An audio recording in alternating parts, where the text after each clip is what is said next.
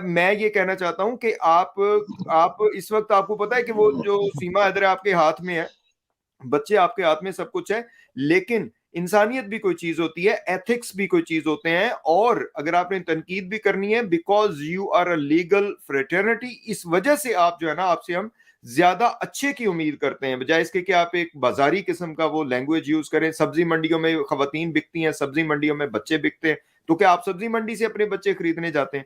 जी अनिल कुमार साहब, आप बात कीजिए प्लीज। जी, मैं डॉक्टर रोशन अली साहब से एक सवाल करना चाहूंगा कि जी जी इंडिया की जनता ये सोच रही है कि जब तक ये मामला इंडिया के कोर्ट में नहीं आएगा, जी जब जी। तक इसका अंत नहीं होगा, तो ये कितने दिन में इंडिया के कोर्ट में आएगा, ये या डिप्लोमेटिक तरीके से सुलझाया जाएगा? जी, मतलब मैं अनिल पर्सनली साहब, ऐसा सोचता हूँ। और जी जी अनिल साहब, सबसे पहले तो हमें हमारा जो कॉन्स्टिट्यूशन है, हमारा जो पाकिस्तान का जो इंटरनल लॉज हैं, लॉ एंड जी प्रोसीजर है, रूल्स हैं, तो हमने उसको मद्देनजर रखते हुए, उनको फॉलो करते हुए जितना प्रोसीजर है हमने वो अडॉप्ट किया। वो सारी जी अडॉप्शन के बाद जो है हम पाकिस्तान की फॉरेन मिनिस्ट्री के पास गए और इंडियन हाई कमीशन के पास गए, इनकी जी नेगोशिएशन, डिप्लोमेटिक नेगोशिएशन स्टार्ट करने के लिए।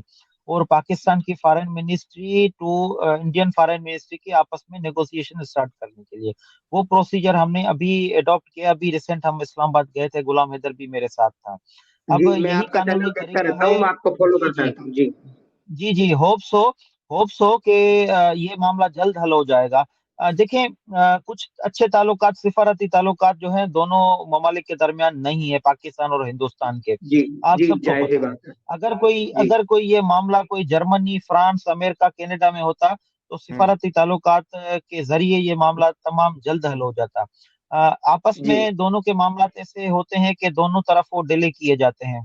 अगर ये मामला डिले जी नहीं होता है हिंदुस्तान की फॉरेन मिनिस्ट्री की तरफ से, और डेफिनेटली जो हिंदुस्तान की हाई कमीशन है वो तो हमारा केस जो है वो जरूर पुटअप करेगी हिंदुस्तान की फॉरेन मिनिस्ट्री में, क्योंकि हाई कमीशन पाकिस्तान इस्लामाबाद में मौजूद है, और उनके पास जो हमने केस भेजा है वो उनको case according to law Hindustan भेजना है, हिंदुस्तान की फॉरेन मिनिस्ट्री और इंटीरियर मिनिस्ट्री में भेजना है। अब हिंदू जी जी पाकिस्तान में जी मौजूद डॉक्टर साहब। जो फॉरेन हाई कमीशन है वो तो लेट नहीं करेगी, क्योंकि वो पाकिस्तान में मौजूद है। पाकिस्तान के लॉज को उनको भी फॉलो करना है, पाकिस्तान के सिटीजन्स को उनको जो है ओब्लाइज करना है साइमल्टेनियसली, चाहे इंडियंस हो या पाकिस्तानी हो एट द सेम टाइम।